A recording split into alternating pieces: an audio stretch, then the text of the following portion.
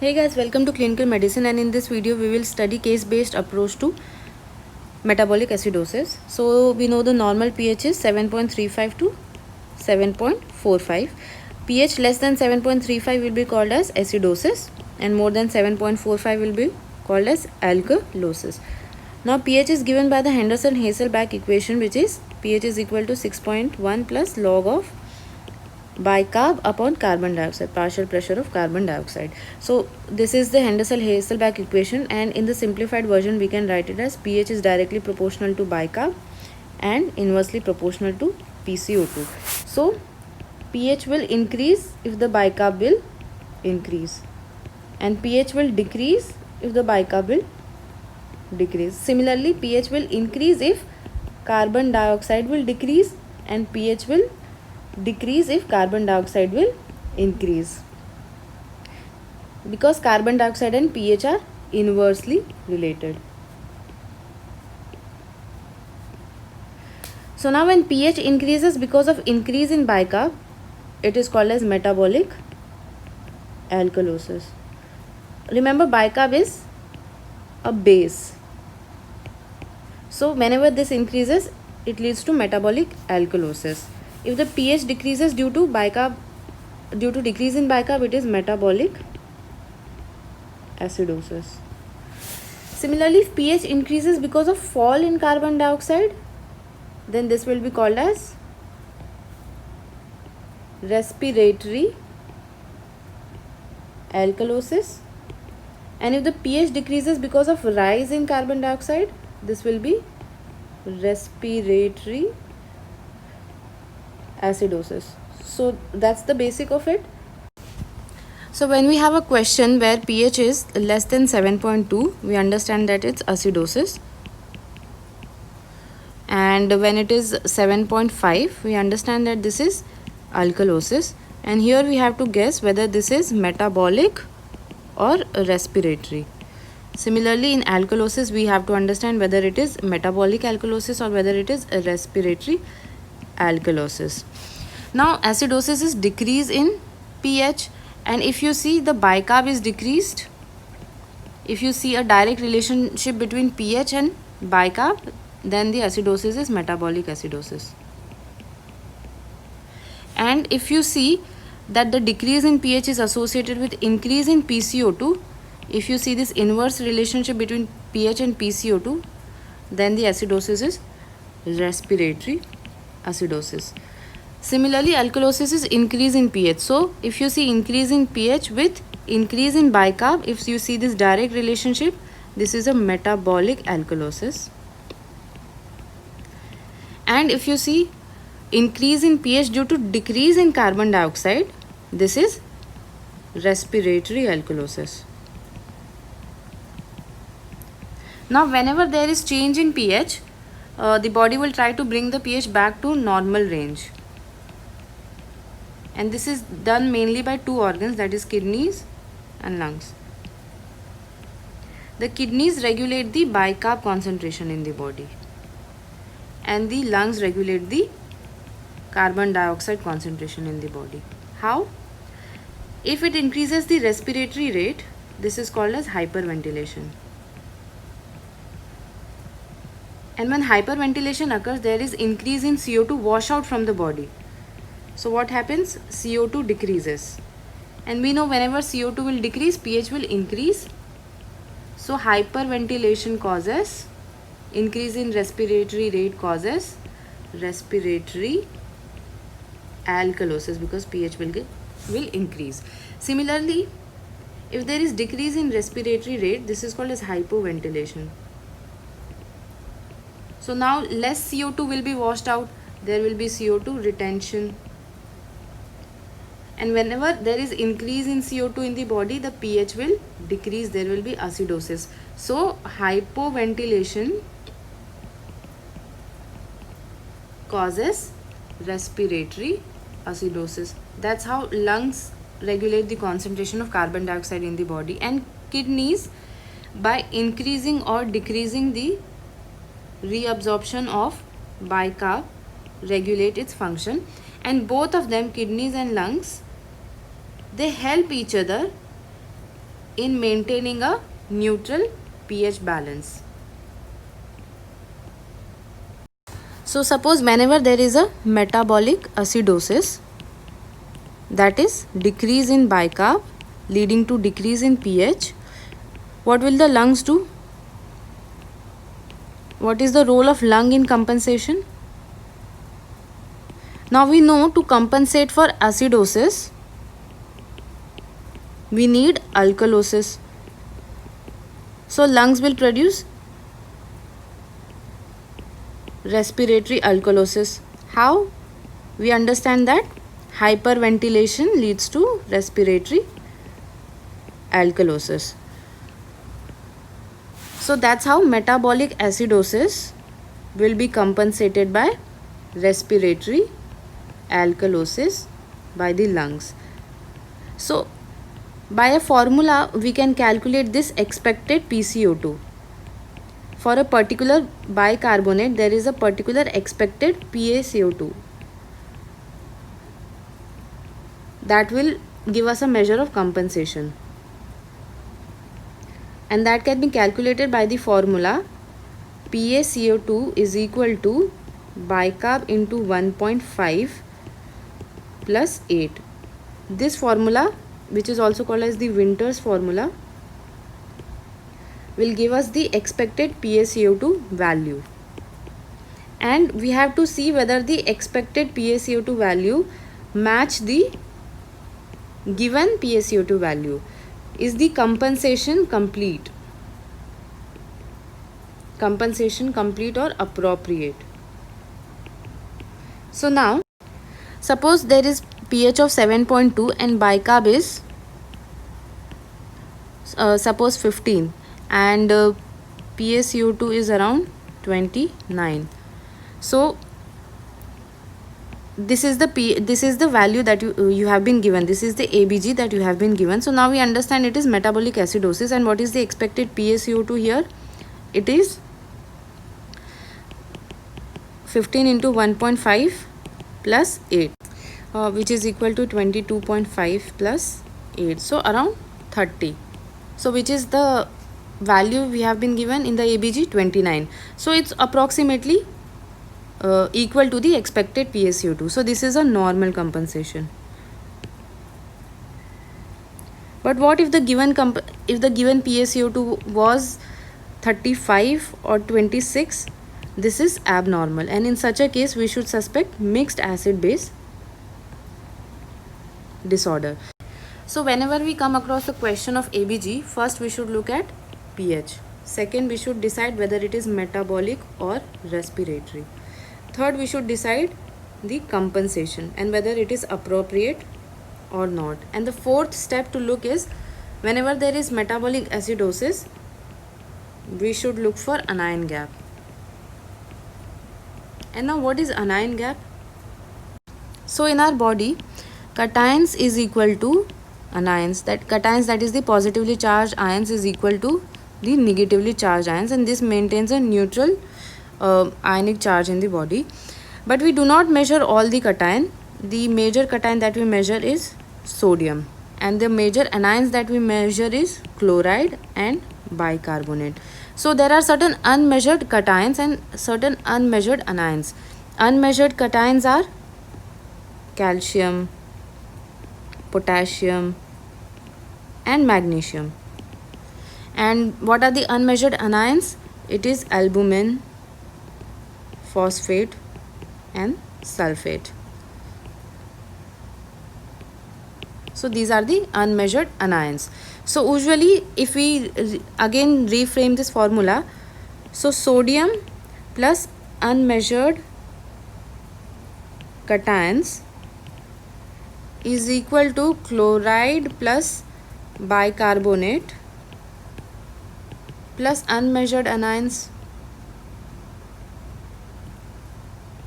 I hope we are clear with this new equation. The total cations are equal to sodium plus the unmeasured cations, and the total anions are equal to chloride and bicarbonate plus the unmeasured anions. So if we readjust this formula, sodium minus chloride plus bicarb is equal to unmeasured anions minus unmeasured cations. So this is the ionic gap. Now usually anions are more than the cations, that's why this gap is majorly consisting of anions. So this is called as anion gap. So anion gap is given by the formula. It's given by the formula sodium minus chloride plus bicarb, and this is usually 12 plus or minus 2, and the average we take it as 12. So 12 is the normal anion gap. Now in metabolic acidosis there are two types of metabolic acidosis: normal anion gap metabolic acidosis and high anion gap metabolic acidosis. So these are the two kind of metabolic acidosis, and let's learn how to distinguish between them. So we learned that anion gap is actually difference between unmeasured anions and unmeasured cations. And we also learned that the major unmeasured anions are albumin and phosphate and sulfate, and the unmeasured cations are calcium, potassium, magnesium. So the anion gap will increase when there is increase in the unmeasured anions or decrease in the unmeasured cations. However, this is not very clinically important, and let's focus on increase in unmeasured anions. So usually there are four important causes of high anion gap acidosis, that is diabetic ketoacidosis, lactic acidosis, alcoholic ketoacidosis, and toxins. These are the four most important cause of high anion gap acidosis. So in these conditions, for example in diabetic ketoacidosis, keto acids are added in the body. In lactic acidosis, lactic acid is added. In alcoholic ketoacidosis, keto acids like beta hydroxybutyrate is added. In toxins, for example, salicylic acid, in salicylic poisoning. So these all acids, they increase in the body and they contribute to unmeasured anions. So in such condition there is increase in the unmeasured anions, and that leads to an increase in the anion gap. So then what is the concept of normal anion gap acidosis? Normal anion gap metabolic acidosis.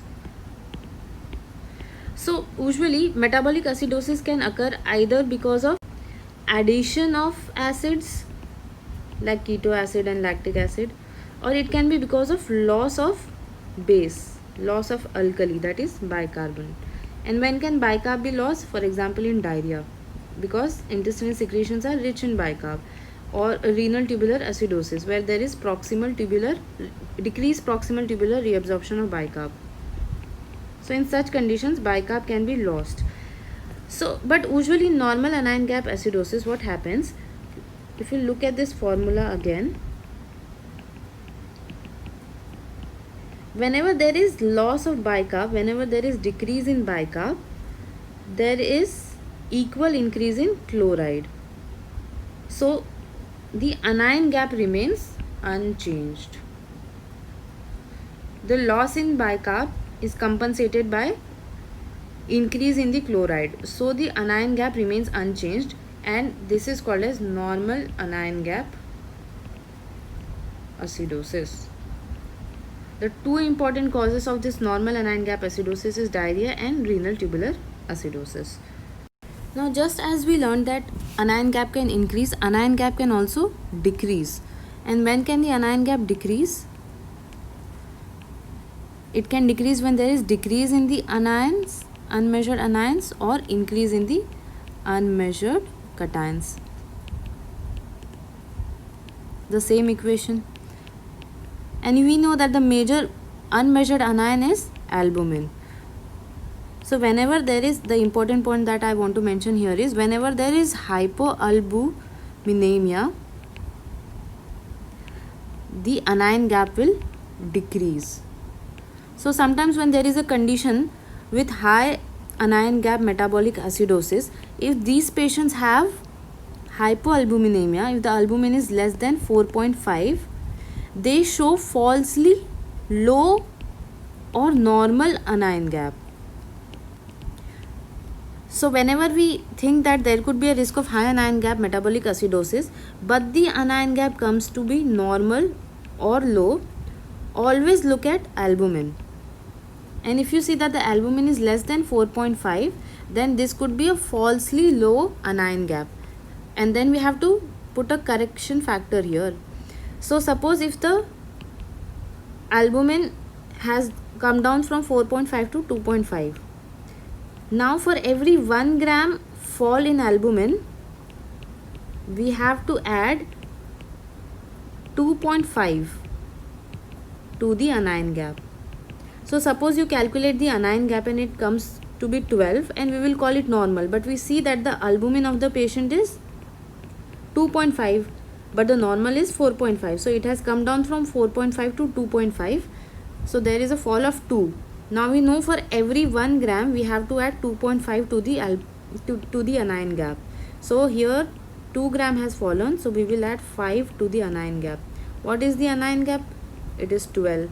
But if we add 5 to it, then it will become 17, and this will show true high anion gap metabolic acidosis. And we will see how to apply this in clinical cases. So let's start with the question. A 52-year-old man with past medical history of diabetes and alcohol abuse was admitted for acute diarrhea. pH is 7.31, bicarb is 20, and PaCO2 is 37. So here pH is less than 7.35. So this is acidosis. Whether metabolic or respiratory, here even the bicarb is decreased. The normal bicarb value is 22 to 26, and the average we take it as 24. So here the bicarb is decreased from 24 to 20. So pH is decreased and bicarb is decreased.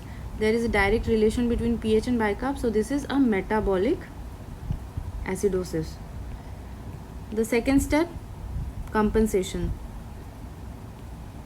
So how much is the expected PaCO2 here?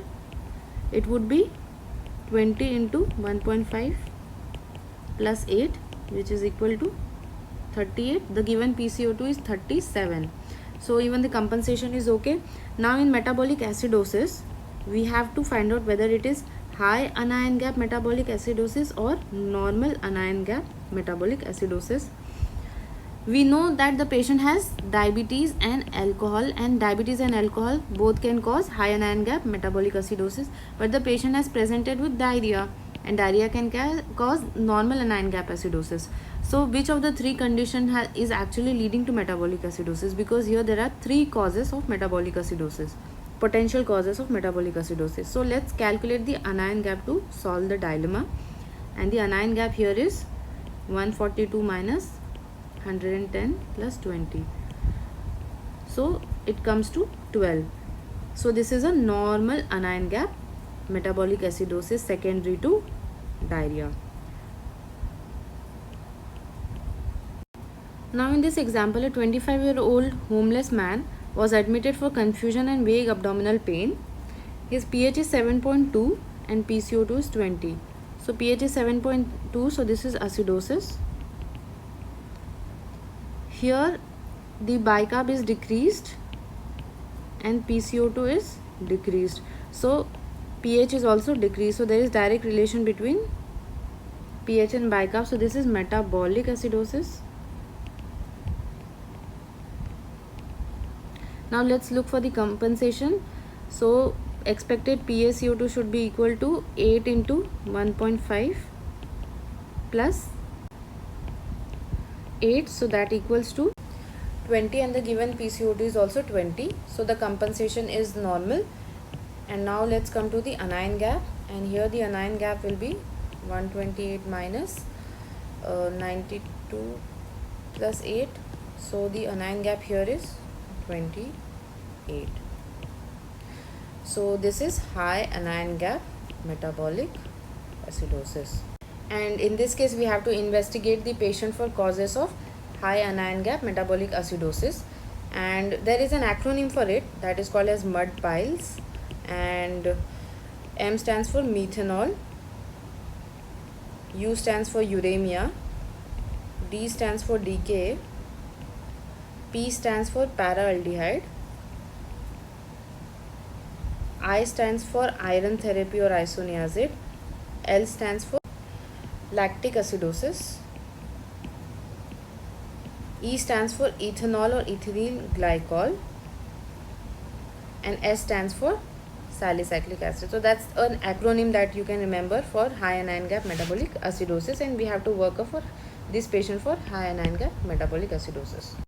So now let's read this question. 82-year-old resident transferred to a hospital for fever, diarrhea and changes in mental status. His pulse rate is 128 per minute, BP is 80/60, and his pH is 7.31 and PCO2 of 29. So here the patient has acidosis, and if you look at bicarb, it is 14 and PCO2 is 29. So there is direct relationship between pH and bicarb. So this is metabolic acidosis. Let's look at the compensation. Expected PaCO2 should be equal to 14 into 1.5 plus 8, that's equal to 29, and our given PaCO2 is 29, so it is compensated metabolic acidosis. Now let's look at the anion gap, our third step, and that is 132 minus 106 plus 14, so that comes out to be 12. But let's look at the albumin. The albumin is 2, so it has approximately decreased by 2 gram per dl if we take 4 as the normal albumin level. So we know now that for every 1 gram per dl fall in albumin, we have to add 2.5 to the anion gap. So here it has fallen by 2 grams, so we have to add 5 to the anion gap. So now the anion gap becomes 12 plus 5, that's 17. So this was actually a falsely low anion gap. The patient is actually having high anion gap metabolic acidosis. Now a very important concept, the concept of delta gap. Now let's look at the case again. The patient has presented with diarrhea, which is a cause of normal anion gap acidosis. Then why is the patient having high anion gap acidosis? Because the patient is in hypotension, and hypotension leads to lactic acidosis, and we have read that lactic acidosis is one of the cause of high anion gap acidosis, metabolic acidosis. So is there a normal anion gap acidosis also in this case, and is there any way to find this out? Yes, by the way of delta gap. Delta gap is basically change in anion gap divided by change in bicarb.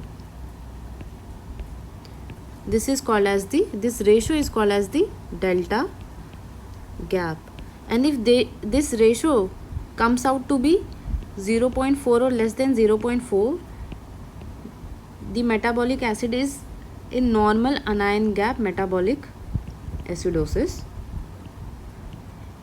If this comes out to be 0.4 to 0.8, this is normal anion gap acidosis plus high anion gap acidosis. If it comes to be 1 to 2, it is high anion gap acidosis, and if it is more than 2, then there is high anion gap metabolic acidosis plus metabolic alkalosis. So whenever there is increase in the anion gap, the next or the fifth step of our ABG analysis is to look for a delta gap to see if it is whether this is normal anion gap acidosis or mixed with high anion gap acidosis, or whether there is presence of metabolic alkalosis as well.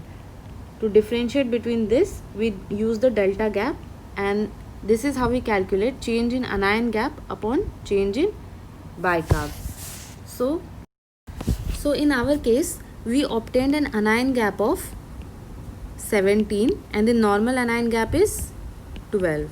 So the change in anion gap is of 5, and the bicarb given here in the question was 14 and the normal bicarb is 24. So there is a change of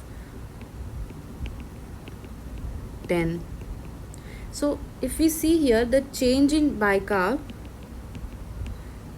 is much more than the change in anion gap. It's almost double.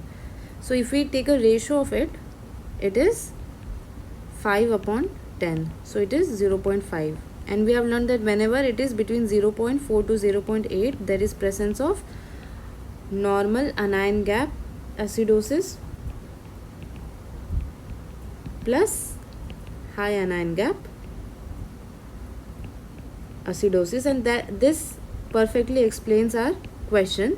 The patient has diarrhea, so that's why the patient is having normal anion gap acidosis, and the patient has high anion gap acidosis due to lactic acidosis secondary to hypotension.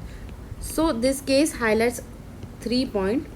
Anion gap can be normal in presence of decreased albumin, and we have to give correction factor. Secondly, whenever there is anion gap, we have to check for delta gap. That is, we have to take a ratio of change in anion gap upon change in bicarb. And then if it is less than 0.4, it is pure normal anion gap acidosis. If it is 0.4 to 0.8, it's normal plus high anion gap acidosis. If it's between 1 to 2, it's high anion gap metabolic acidosis, and if it is more than 2, then it is high anion gap metabolic acidosis plus metabolic alkalosis. So it helps us in diagnosing mixed acid base disorders. That's it for this session, and I'll be solving some more cases in the next part of this lecture. And if you like this video, please give it a thumbs up, please share it with your friends, and subscribe to this channel. Take care guys, and see you in the next video. Now, change in anion gap is equal to change in bicarb. That means for every increase in anion gap, there will be a decrease in bicarb, proportional decrease in bicarb. So if we take change in anion gap upon change in bicarb, the ratio comes to be normally as 1.